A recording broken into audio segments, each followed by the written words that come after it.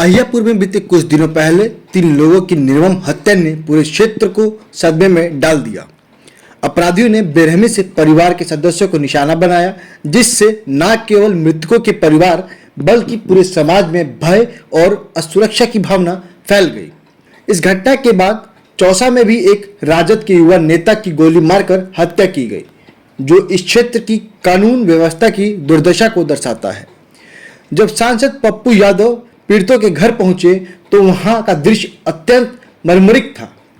विधवा महिलाएं और छोटे छोटे बच्चे सांसद के पैर पकड़कर फूट फूट कर रोने लगे। कुछ महिलाएं तो इतनी अधिक भावुक हुई कि वो बेहोश हो गई। इस गहरे दुख को देखकर खुद पप्पू यादव भी भावुक हो गए और आंसू बहाने से खुद को रोक नहीं पाए। इस दुखद घटना पर पप्पू यादव ने केंद्र सरकार और बिहार सरकार दोनों की कड़ी आलोचना का शिकार बनाया। उन्होंने कहा कि जब तक अपराधियों को फांसी की सजा नहीं मिलती, वे चैन से नहीं बैठेंगे। उन्होंने सरकार से हर पीड़ित परिवार को 1-1 लाख रुपए मुआवजा और 1-1 सरकारी नौकरी और साथ में परिवार की पूर्ण सुरक्षा देने की मांग की। पप्पू यादव ने कहा कि वे 7 बार सांसद रह चुके हैं, लेकिन कभी किसी माफिया या डॉक्टर से वोट नहीं मांगा। उन्होंने राजनीतिक दलों को चेतावनी दी कि वे राजनीति के इस गंदे सौदागरी रूप को बर्दाश्त नहीं करेंगे। महिलाओं ने भी इस मौके पर ऑपरेशन सिंदूर की आवश्यकता पर जोर दिया। यह दिखाता है कि महिलाओं की सुरक्षा और सम्मान सर्वप्रिय है। पप्पू यादव ने बिहार सरकार की भूमिका पर सवाल उठाए और उसे दोषी ठहराया। उन्होंने राजद सुप्रीमो लालू प्रसाद यादव को विभीषण की संज्ञा दी, जो राजनीतिक दलों की चुप्पी और असंवेदनशीलता को उजागर करता है। उन्होंने पूछा कि क्या केवल यादव होने की वजह से ही इंसाफ मिलेगा। उन्होंने कहा कि सत्ता और विपक्ष दोनों की चुप्पी आतंक की स्थापना के सम्मान है। उन्होंने यह भी आरोप लगाया कि जिन लोगों पर हत्या के आरोप हैं, वे पहले से कुख्यात थे और उनके खिलाफ कई बार मामले दर्ज हो चुके थे, लेकिन राजनीतिक दबाव के कारण उन पर कार्रवाई नहीं हो पाई। उन्होंने कहा कि पटना में भी अपराध की स्थिति भयावह है और जब राजधानी सुरक्षित नहीं है तो पूरे बिहार की स्थिति क्या होगी। पप्पू यादव ने पटना में हाल ही में हुई 9 हत्याओं का जिक्र करते हुए कहा कि सरकार पूरी तरह से निष्क्रिय है। उन्होंने एक उदाहरण देते हुए बताया कि कैसे मृत्युंजय सिंह के बेटे ने एडीजी के सामने गोली चलाई और अगले ही दिन फिर हत्या कर दी। यह दर्शाता है कि अपराधियों को राजनीतिक संरक्षण प्राप्त है और कानून व्यवस्था पूरी तरह से ध्वस्त हो चुकी है। पप्पू यादव ने राजनीतिक दलों के बीच चल रही लड़ाई पर भी निशाना साधा। उन्होंने कहा कि राजनीतिक लोग अपराधियों का समर्थन करते हैं और समाज को जाति के आधार पर बांटकर अपने फायदे के लिए इनका इस्तेमाल करते हैं। उन्होंने साफ कहा कि यदि कोई यादव या गरीब नहीं है तो राजनीतिक दलों के दरवाजे पर उनका कोई सम्मान नहीं होगा। उन्होंने यह भी कहा कि जब वे मनोज और संतोष नामक अपराधियों के खिलाफ कार्रवाई कर रहे थे तो राजनीतिक दबाव के कारण उन्हें रोक दिया गया। इस तरह की राजनीति समाज के लिए घातक साबित हो रही है, जो अपराध को बढ़ावा देती है। पप्पू यादव ने अपनी बात को मजबूती से रखा कि वे न्याय के लिए लड़ेंगे और अपराधियों को सजा दिलाने तक चैन से नहीं बैठेंगे। उन्होंने कहा कि यह केवल एक परिवार की समस्या नहीं है, बल्कि पूरे समाज की चिंता का विषय है। मृतकों के परिवार की आर्थिक और सामाजिक सुरक्षा के लिए सरकार को तुरंत कदम उठाने चाहिए। उन्होंने कहा कि बच्चों और महिलाओं की सुरक्षा सुनिश्चित करना सरकार की जिम्मेदारी है। साथ ही यह अत्यंत दुखद है कि छोटे छोटे बच्चों को भी निशाना बनाया गया और बेटियों को गोली मारी गई। यह मानवता के खिलाफ एक बड़ा अपराध है। पप्पू यादव ने कहा कि बिहार में अपराध और हिंसा का मुख्य कारण राजनीतिक संरक्षण है। उन्होंने कहा कि सत्ता पक्ष और विपक्ष दोनों ही अपराधियों को संरक्षण देते हैं, जिससे अपराध बढ़ता जा रहा है। उन्होंने जोर देकर कहा कि यह स्थिति पूरी तरह से अस्वीकार्य है और इसके खिलाफ कड़ा कदम उठाना होगा।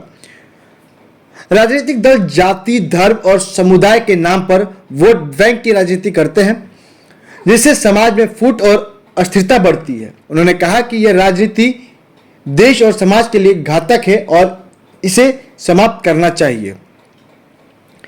पप्पू यादव ने प्रधानमंत्री से अपील की कि वे बिहार में न्याय व्यवस्था को मजबूत करें और आर्थिक स्वतंत्रता प्रदान करें। उन्होंने कहा कि राजनीतिक स्वतंत्रता नहीं बल्कि न्याय चाहिए। उन्होंने कहा कि अपराधी माफिया और आतंकवादी से ज्यादा खतरनाक अपराधी माफिया और यहाँ के नेता और पदाधिकारी हो चुके हैं।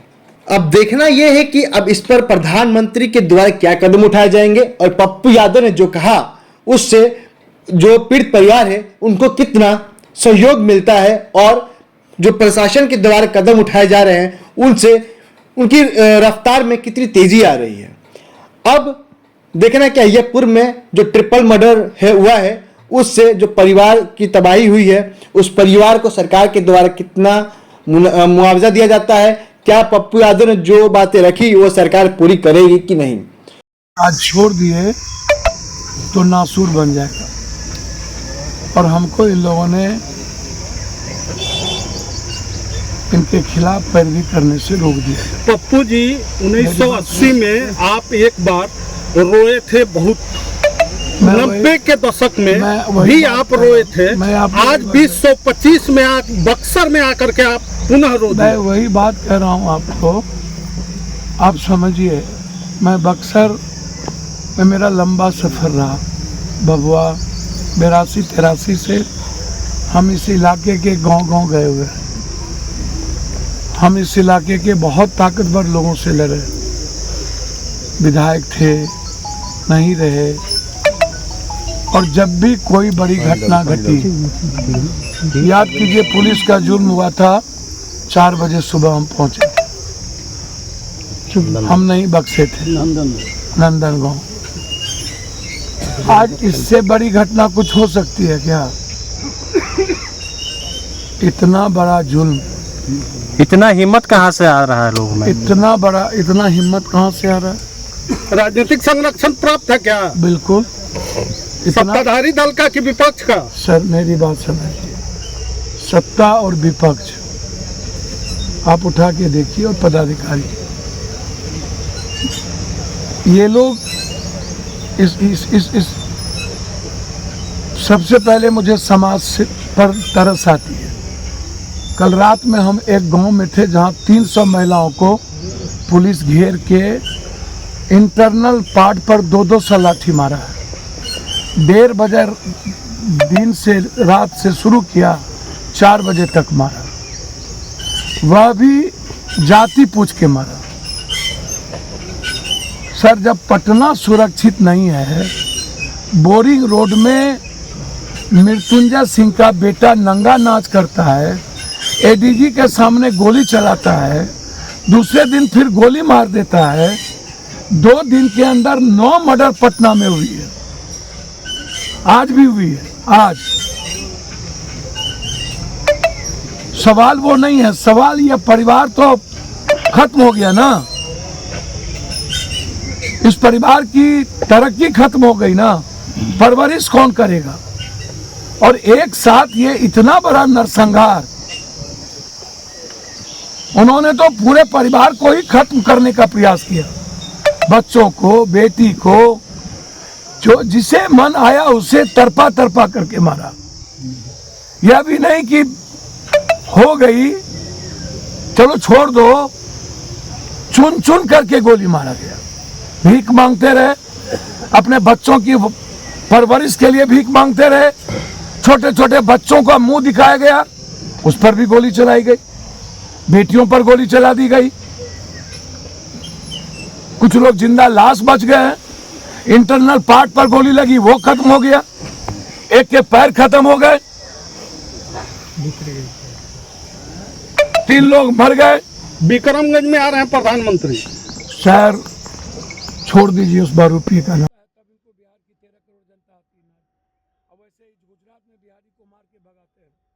बिहार से इन लोगों को नफरत है, बिहारी से नफरत, सर नफरत है। लेकिन लगातार बिहार में प्रधानमंत्री दौरा कर रहे हैं, इसलिए तो मैं कह रहा हूँ जमीन घिसक चुकी है, इनको पता है।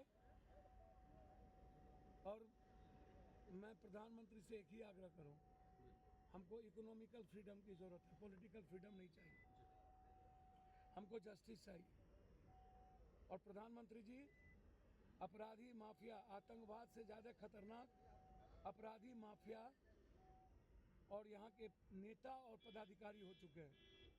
आतंकवादी कम खतरा है, सांप मिले और ये माफिया अपराधी नेता मिले।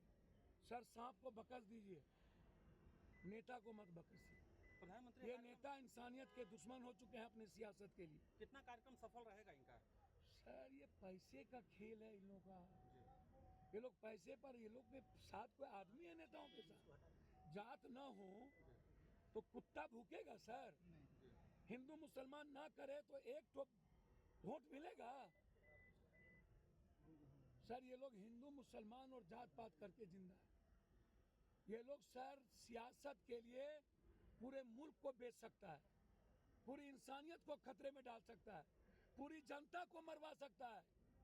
ये लोग सौदागर हैं सर, सौदागर, जनता के सौदागर हैं। सर धृतराष्ट्र की जरूरत नहीं है बिहार में, विभीषण की जरूरत नहीं है। 40 सालों से महारावण राज है सर।